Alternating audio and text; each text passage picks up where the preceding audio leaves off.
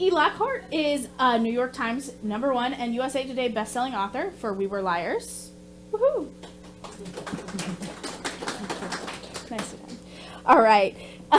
She is a Prince honoree, a National Book Awards finalist, and a Los Angeles Times Book Prize finalist. She has also created a superhero for DC, which is just awesome. Who doesn't love superheroes, right? She has a doctorate from Columbia University and lives in Brooklyn with her family and her team of cats. I love cats. So, we're so excited for you to be here. So glad to be here. Excellent. So I just want to read this little snippet because you're all here for Family of Liars.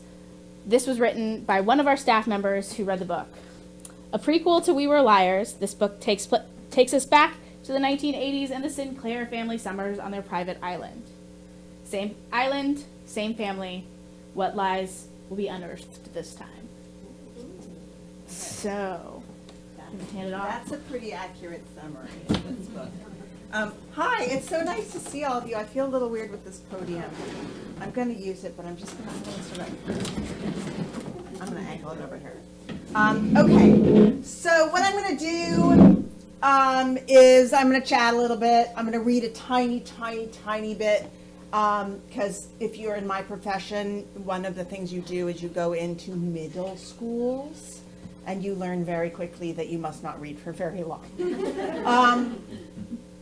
And then I'm going to answer all your questions, and then we will sign books. I'll personalize anything you want me to personalize. If you brought books from home, I will also write anything you want to on there. I have fun rubber stamps as well to stick on everything.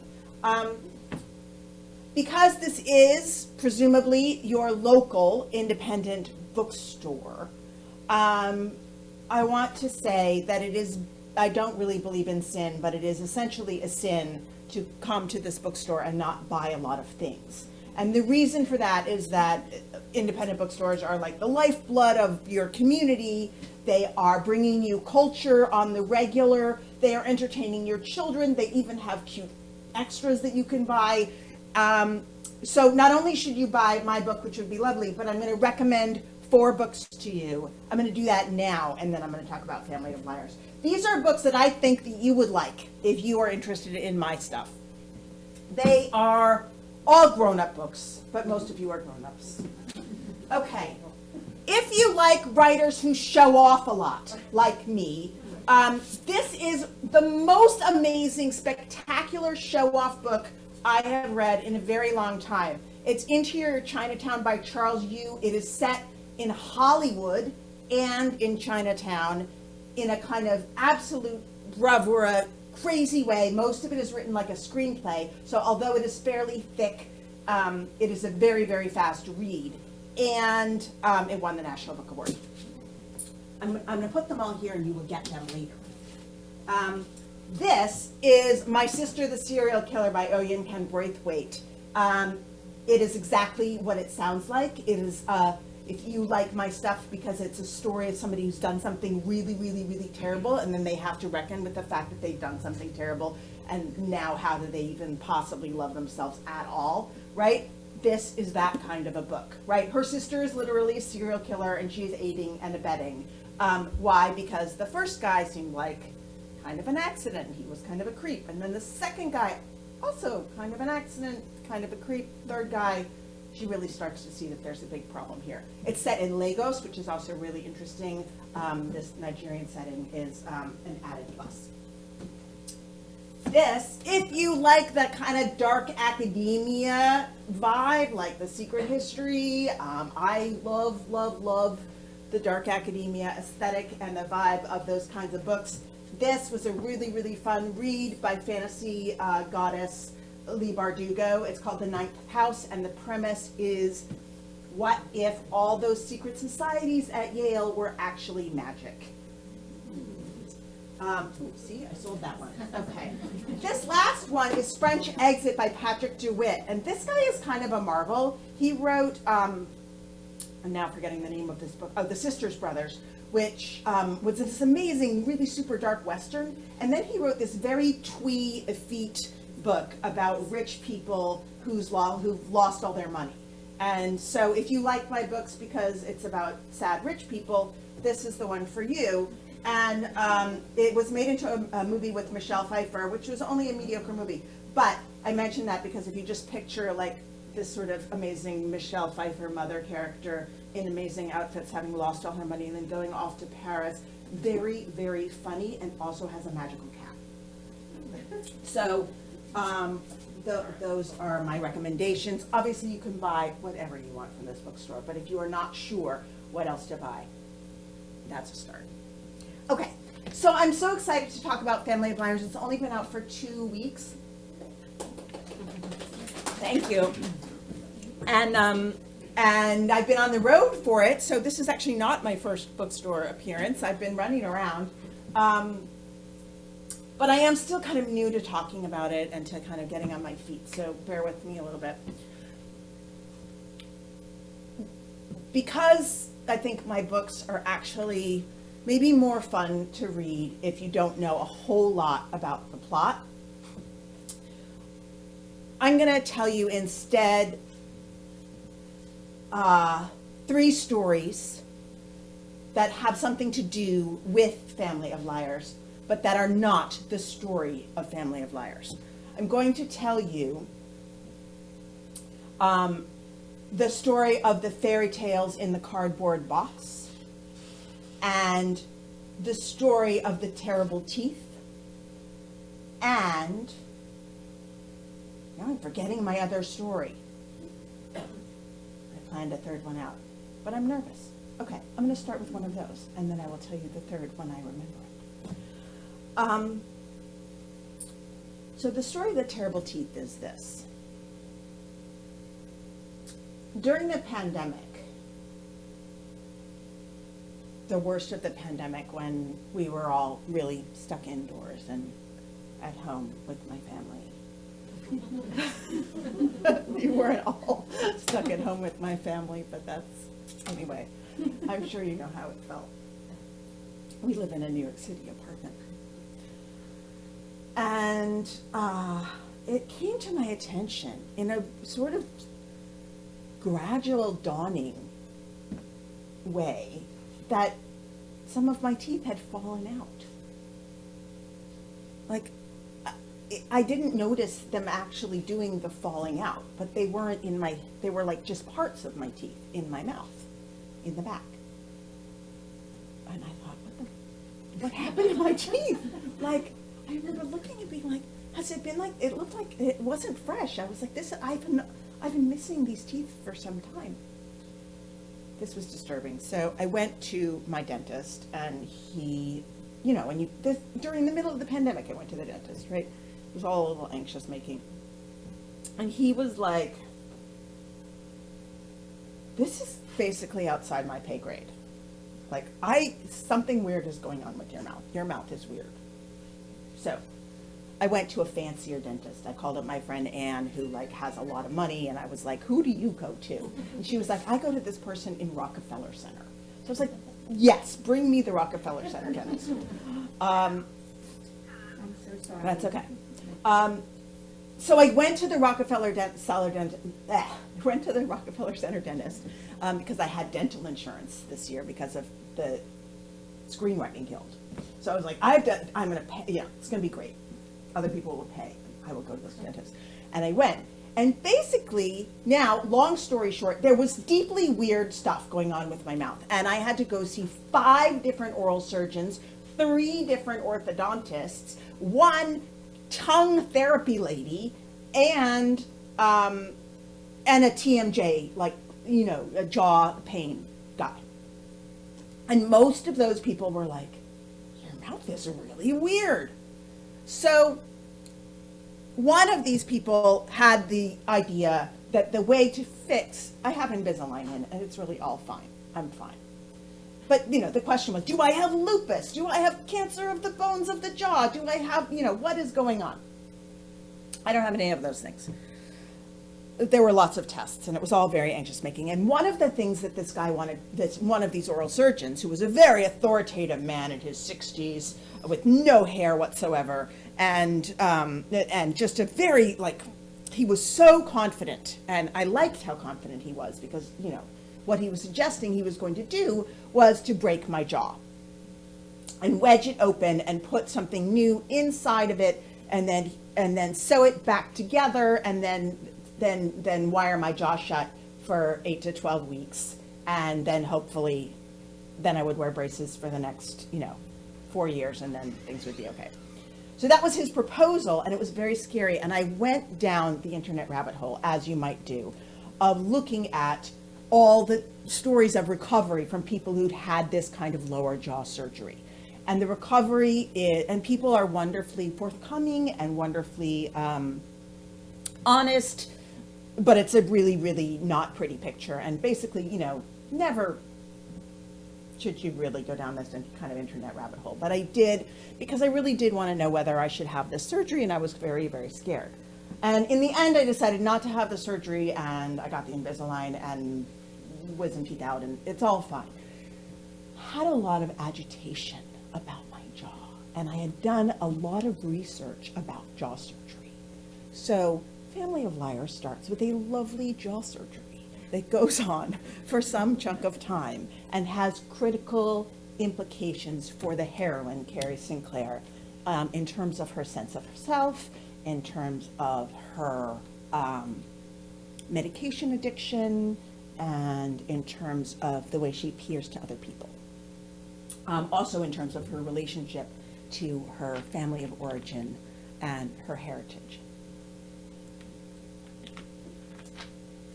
So in this way, I took some fear, a vulnerability in myself, some pain that I went through, and I fictionalized it and gave it a larger meaning throughout the novel that I ended up writing.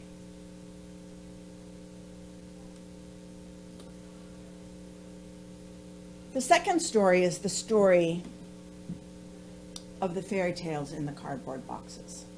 That was the story of the terrible teeth, in case you couldn't tell. So there are fairy tales in We Were Liars and in Family of Liars. And in We Were Liars and Family of Liars, they function slightly differently. But in both cases, the heroines of the stories tell these fairy tales as a way of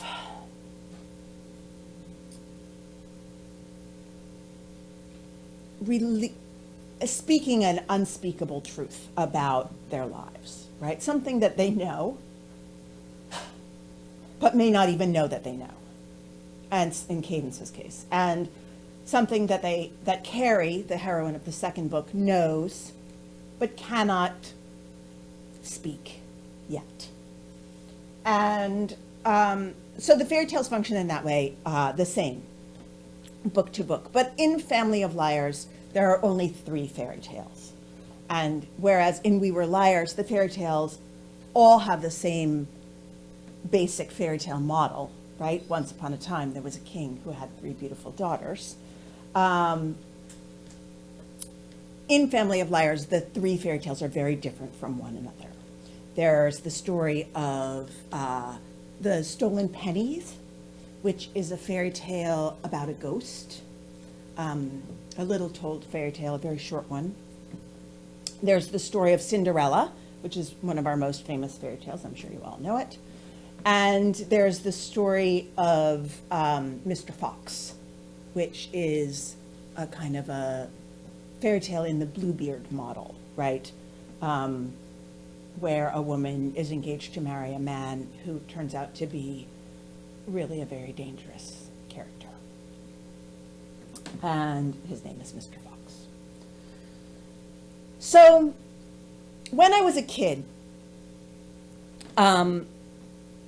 my parents divorced when I was 2, and my dad is a New York born and bred Jewish playwright and professor of playwriting, and my mom was a WASPy raised New Age religion practicing potter and then preschool teacher. So the shape that the New Age religion practice took when I was a little kid was a spiritual movement called Eureka. And that was like, basically, if you look up Eureka, it was run by this guy who was a Chilean mystic, most famous for taking acid and swimming with dolphins. But really, it was quite, harmless and spiritually focused. There was a lot of meditating and workshops for self-knowledge and connection with the spiritual forces. And a lot of people who were adherents of Eureka would live together in big communal households. So starting when I was about 5, my mom and I began living in these communal households, and we lived in a series of them when I was 5 to 10 years old. There's a bunch of, hippies smoking pot and doing some yoga and stuff like that. A lot of carob and stuff like that being eaten. So in these houses, we had, my mom is a very, very loving person. So it was a somewhat unstable, like moving house to house with strangers type of situation. But my mom, was an early childhood educator, and she was, a very loving and responsible parent. But we didn't have a lot of furniture because we were moving a lot, and, nobody was very focused on furniture. So we had like mattresses on the floor, and, I had a laundry basket, and, there'd be a closet, and I had toys and stuff like that, but I didn't really have like furniture. And one of the things that we brought with us from house to house was a cardboard box filled with the most beautiful fairy tale editions from the 19th and early 20th century. So this was the era when color printing, color printing basically started to be available. And so that is when you start to see fairy tale collections, for the most part, with shiny paper that has a color illustration, often with tissue paper on top. So it's a tipped in color plate in an otherwise black and white book. So the papers are different. So most of them were from that era, when that was a very popular way to do these large gift books. So a lot of them are very large as well. And they weren't in especially great condition, but they were extremely beautiful. Illustrators like Arthur Rackham and Edmund Dulac and Kay Nielsen. And I was, allowed to look at these books, which were very interesting to me, but only like if I washed my hands and I sat and I was supervised, to be sure that I didn't, my mom would read to me from them, but I had to, be very careful with that tissue paper and with those special pages. So it really didn't occur to me to ask why, when we did not have a bookshelf, we were carting this box of fancy books around from house to house. And I only learned much later that these were all books that my father had given to my mother when he was courting her. So he would give them, one at a time over the course of their courtship. So we were literally carting around, not literally, figuratively, we were figuratively carting around a box of my parents' marriage that I was allowed to look at under supervision with clean hands. So that's how come fairy tales are important to me. And when I started to write Family of Liars, I thought about that box of fairy tales as, what novelists call an endowed object, right? An endowed object is like the ring in Lord of the Rings. It is endowed with a bunch of symbolism. It means something, maybe bigger than even the characters realize, right? But endowed objects show up in fiction of all different types.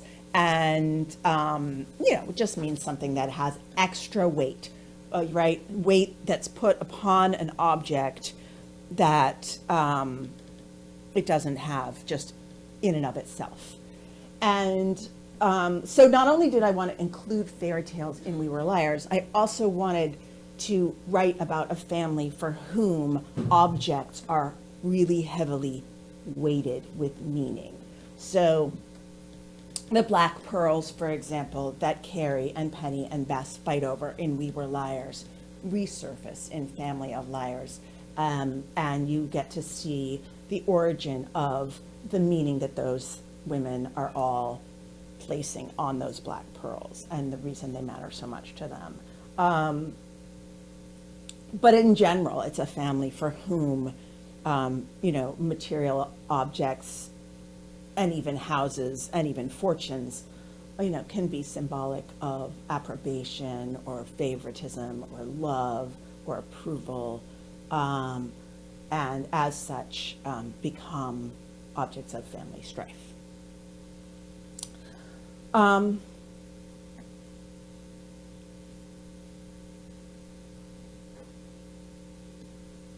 I really have forgotten the third story I wanted to tell you. I went over this in the car. I had a 2.5-hour car ride on the way up here, and I was really thinking very carefully about all the 3 stories I wanted to tell you. And it's just completely left my brain. But I think I would like to tell you about the lemon hunt. There is a lemon hunt in Family of Liars. So in We Were Liars, the Harris is the grandpa, right? And he's the patriarch of this family, the Sinclair family. And his late wife is Tipper. And you really only see Tipper a very little bit in a few glimpses in Cadence's memory. But Tipper has passed away the summer that Cadence is 15, and that is one of the reasons that Cadence is in a vulnerable state. She's missing her grandmother.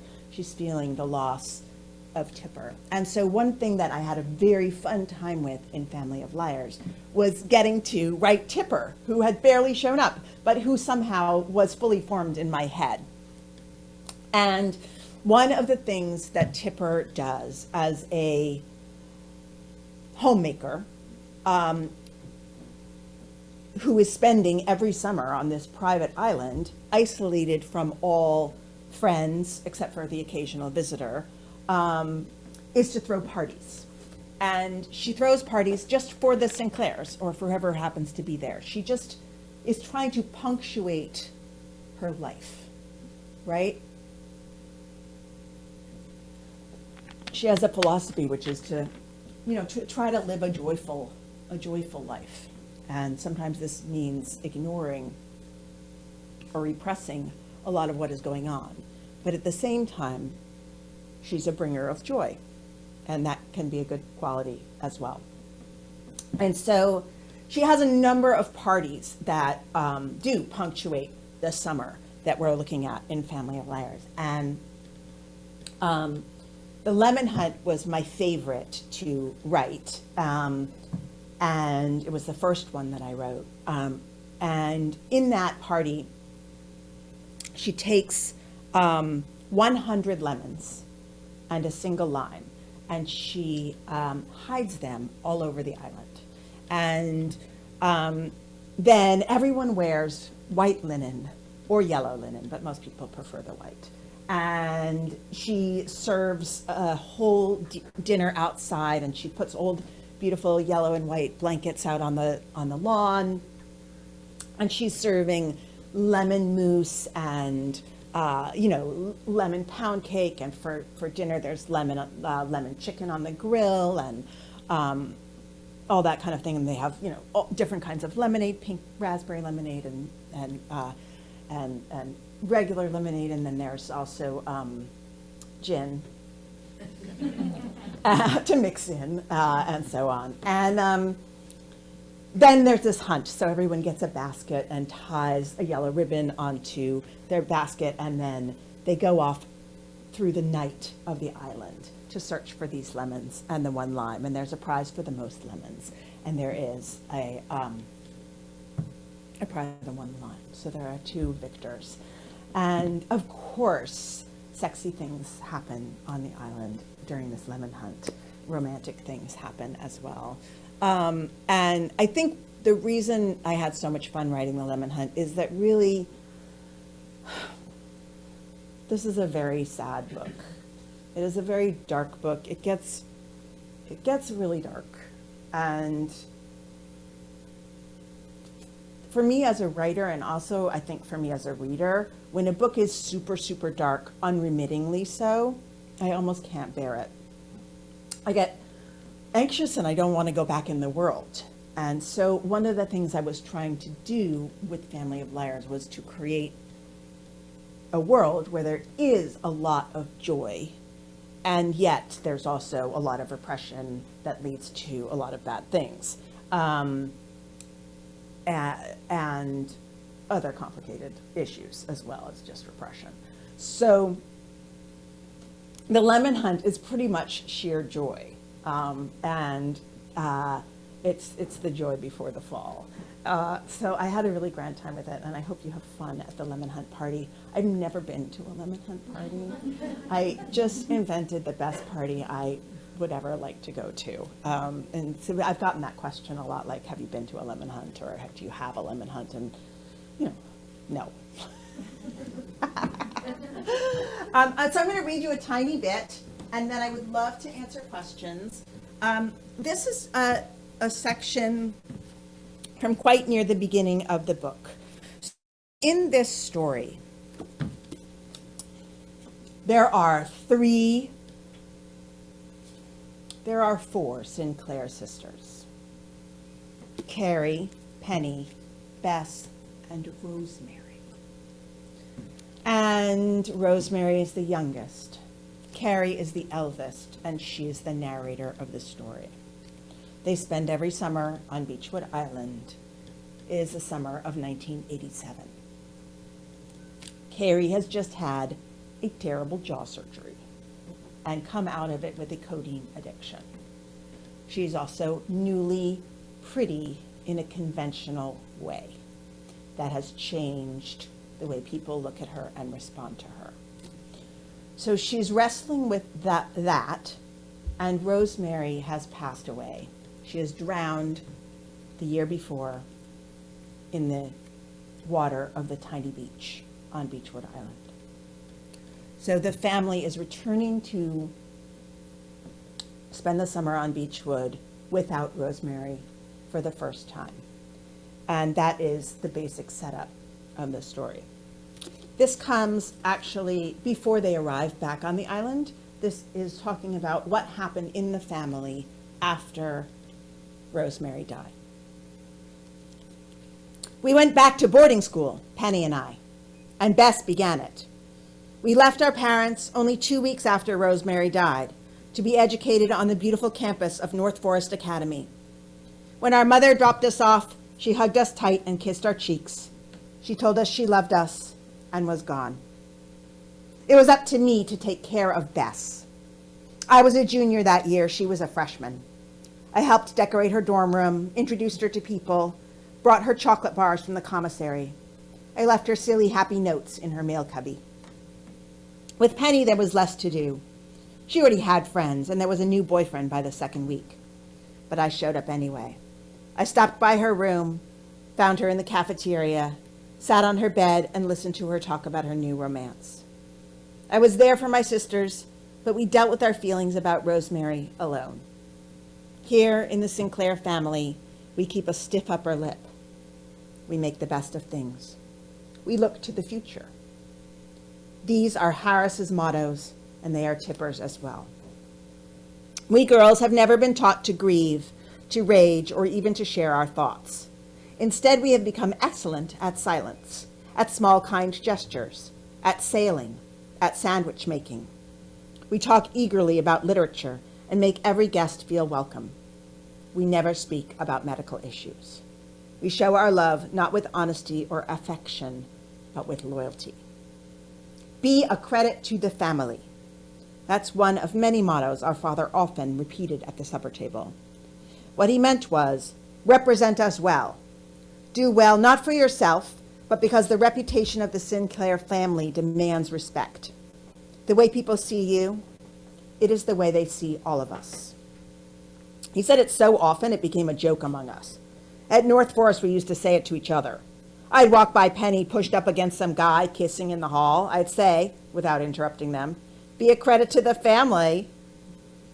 Bess would catch me sneaking a box of shortbread into the dormitory. Same thing.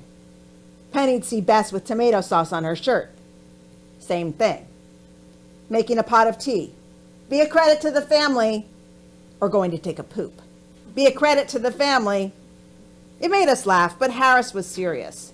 He meant it. He believed it. And even though we laughed about it, we believed it too. That's Family of Liars. I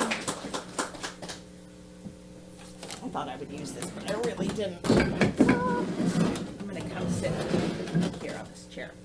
I would love to answer questions. We can talk about really anything that you're curious about.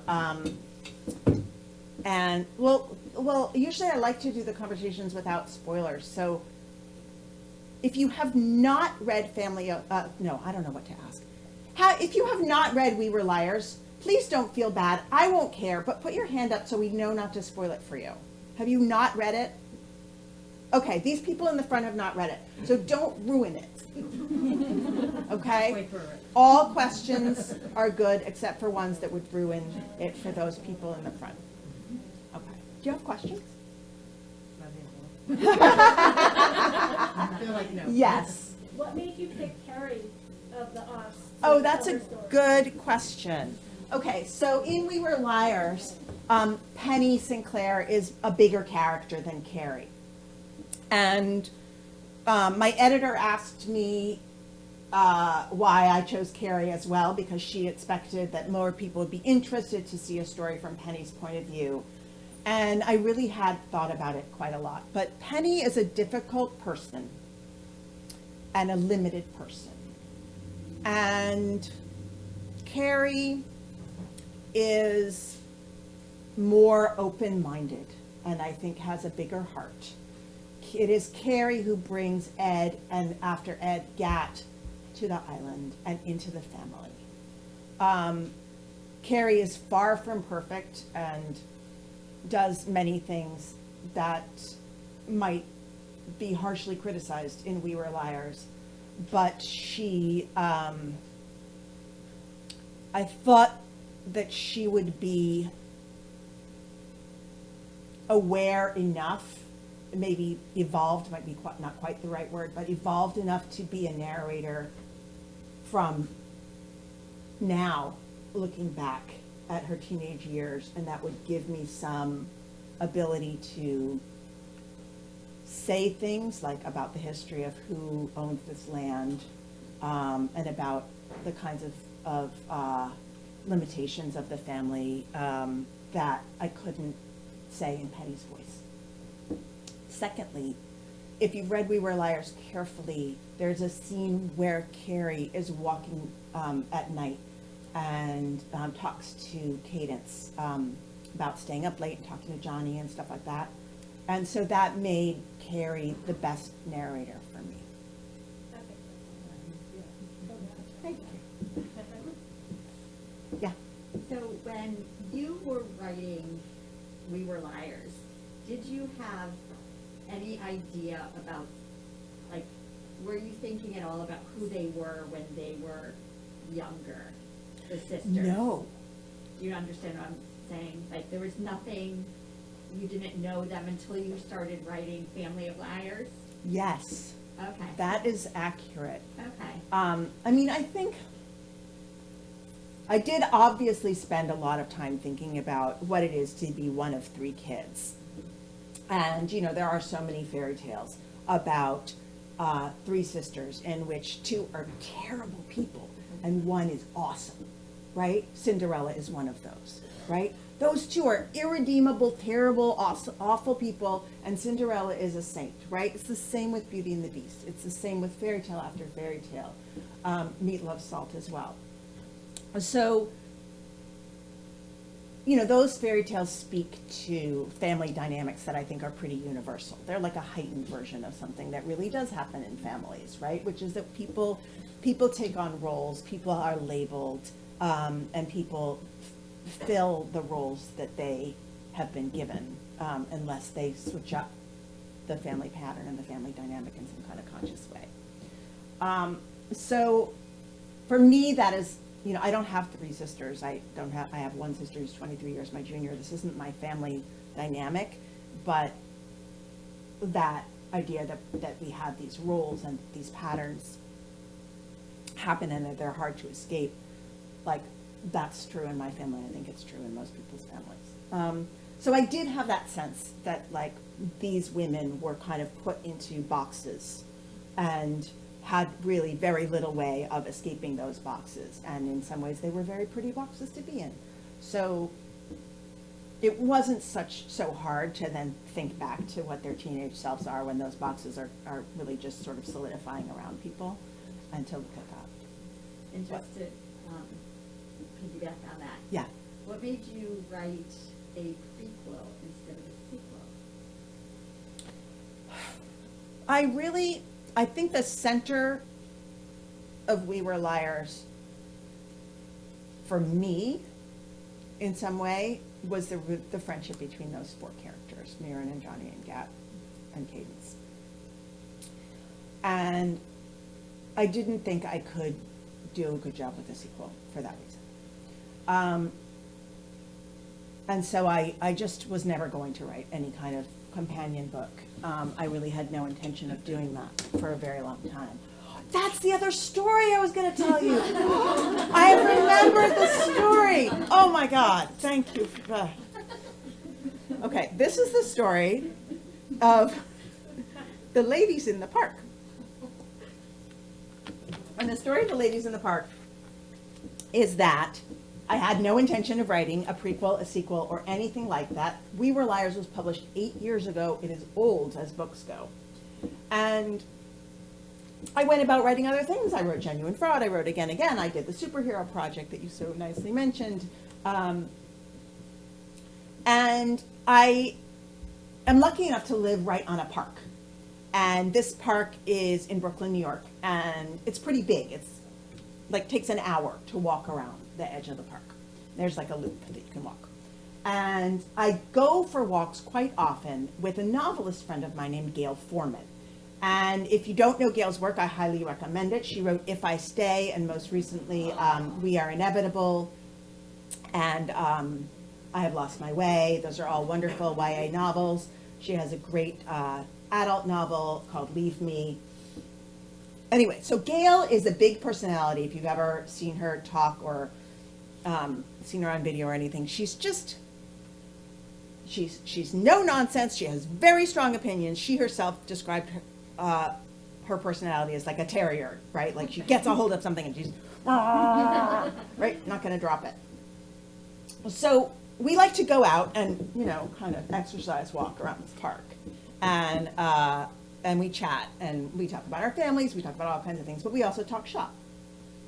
And what happened was, right, this book got popular on TikTok. And that was like a total surprise. So We Were Liars published, came out, it did totally nicely, it had lots of readers, I was super happy about it. Then it went quiet, as books do, right? It just wasn't selling as much, it was kind of just chugging along, and that was fine. And then people started making these TikTok videos. And if you haven't seen them, if you at all like TikTok, it's kind of fun to go and look, because people are like crying and their mascara is running on their face and there's snot coming down. And some of them love the book, and others are just like throwing it across the room saying WTF, and but they're having a big response. And other people made some beautiful aesthetic videos also, which were really cool. But I think these crying ones were powerful. These filmmakers did a really good job. And so I had these readers all of a sudden. I had all these, like, this book went back on the bestseller list. It's been there for 20 months. Super, super lucky. I had nothing to do with it, right? These TikTok creators made that happen. So I had readers, which is this magical thing. And book careers definitely go like up and down and up and down and up and down. And Gail's has and mine has. And so we're out walking, and she's like, "You have readers. You are very lucky." And I said, "I know." And she's like, "So write another book in that universe." And I was like, "I don't have a good idea." And she's like, "You should get an idea." Right? Get an idea. And I was like, I don't have one. It's Wendy, I have a tiny idea. It's really stupid. She's like, tell me your stupid idea. So I told her my stupid idea, and she was like, okay, let's think of some other ideas. So she started throwing out ideas, and as we kept going around the park, it wasn't that her ideas were not stupid, but I didn't like them. And as I didn't like them, I realized that I was like, oh, that's not what happens. No, that's not what happens. No, that's not how it looks. And then I realized that, like, I must kind of know how it looks if I was saying that to her, right? I was so sure, right? I was so sure that those were not the ideas. So the idea was somewhere inside me. And by the end of the conversation, I had come up with, like, the very, very basic premise of writing a book set when Carrie was a teenager, and a couple of the themes that I wanted to explore. And it was really because Gail would not stop bothering me. Like the whole walk all the way around that park, right? She kept at it, and I kept saying, like, so how are your kids? What's going on with your husband? Are you going on vacation? She was like, no, we are talking about your book. So I think that was a real gift, right? The gift of, like, forcing somebody to brainstorm hard enough that they get past their blocks and on to something that's actually feasible. And it's a rare friend who's willing to do that with you. So that was the story I wanted to tell. Thank you for getting me here. Do you have any other questions? I do. Yes. Hi. So actually, first I have to tell you, my sister was supposed to be here tonight. She couldn't make it. She was really upset. And she wants you to know she used to read the book to her English students. Somehow she now teaches science. I don't get it, but whatever. So she used to read a book, that We Were Liars, and they used to talk about it, and the use of nouns for, I don't know, she's weird, my sister, but anyway. She said one of her students won an award for writing a fan fiction ending for We Were Liars. And so my question is how do you feel about fan fiction? Oh, I feel great about fan fiction. Okay. Yeah, because first of all, that's how you learn to write. I started out writing Pippi Longstocking fan fiction, and then fan fiction of a Gothic middle grade writer named Joan Aitken, a British writer that I really admired, who wrote The Wolves of Willoughby Chase and many other wonderful stories. And so when I was in 3rd and 4th grade, I just wrote these, like, epic Pippi Longstocking. It wasn't slash Pippi Longstocking and Joan Aitken together. It was 2 separate fan fiction enterprises. But I was learning how to tell the stories that I liked the best, right? And thinking, and also it's a chance to find your voice by mimicking the voices of other people that you appreciate. You know what I mean? I spent a lot of time mimicking, Charles Dickens and P.G. Wodehouse and other voicey writers, until I, eventually felt like I had some of their tools in my toolbox to use myself. So, as no one's making money off of the fan fiction, the community, people are just sharing stories, and I think that's great. And a lot of wonderful writers come up through fan fiction. We were just talking about A Deadly Education by Naomi Novik, and I think the sequel is here, but maybe not the first book. That is an amazing magic school book that I have no idea if this is true, but rumor has it started out as Naomi Novik, who's a very accomplished novelist, writing fan fiction and then transposing it until it became its own thing. Cassandra Clare came up through fan fiction. Anna Todd came up through fan fiction. So I think that it's a real, I'm so glad writers are sharing stories, basically, whatever shape it takes. Was it really dirty? That's great. Oh, no. Okay, not really dirty. Just curious. A lot of fan fiction is super dirty, just in case you were about to delve into it without knowing. A lot of Harry Potter fan fiction is very dirty. Okay, anything else? Yeah. I was just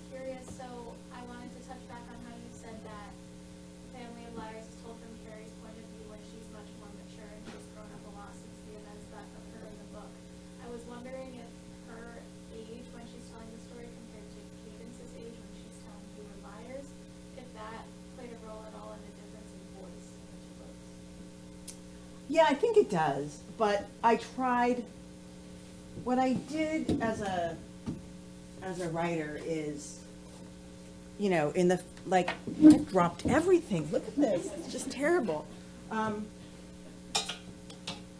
What I did was, so We Were Liars is basically written in present tense, right? And that was essential because Cadence has amnesia, right? It's an amnesia story, and in order for the story to work, you have to only know what Cadence knows when she knows it, right? And so if she's telling it from far in the future and looking back, that wouldn't work. Carrie is far in the future looking back, right? She's telling the story in her 40s about, it's in between the two time periods of We Were Liars.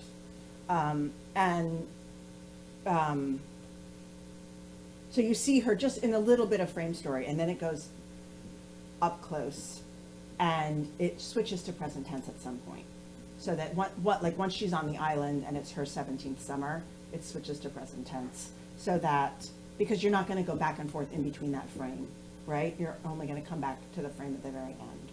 So I kind of go in, and then it's present tense to create that immediacy. I think that is really a big part of YA fiction, right? You want to feel that, you don't want to feel nostalgia or looking back, but it did allow me a few instances where Carrie can look forward to the consequences of certain actions or have a little more analytical take on some things. And so there were a couple points where I pulled back just from that, like, she'll say, I didn't know that then would lead to X or Y. So, in other words, you can create a rule for yourself like that, but sometimes it's useful to break it a little bit in order to get an effect that you want, right? So, for example, I already said that she has a codeine addiction, right? So the codeine addiction, in the story, she's in it. She's all the way in, right? She's like, now I'll add sleeping pills. Let's do some more, right? She's really in the middle of a problem.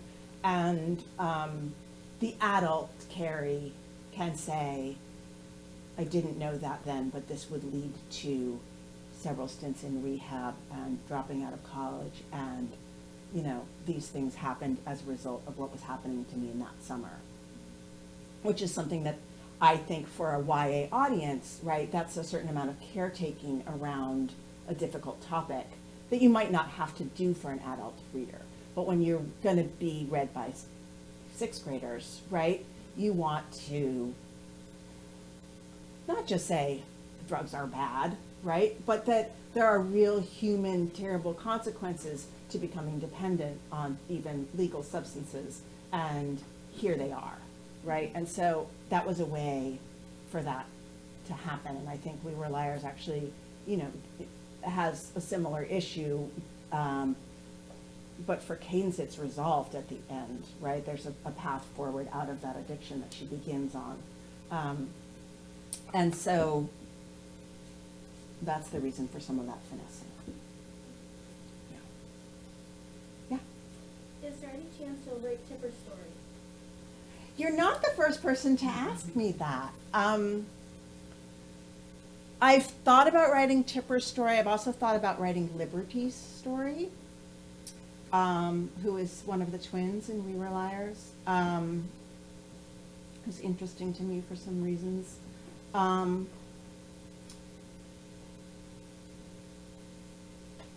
Tipper is not on Beechwood Island as a teenager. I think you should do it as an adult book, not a YA book. I've got it all figured out. It's like, Oh, you do? We're gonna call it I Was a Liar. You have it all figured out. So like Tipper in college. Yeah.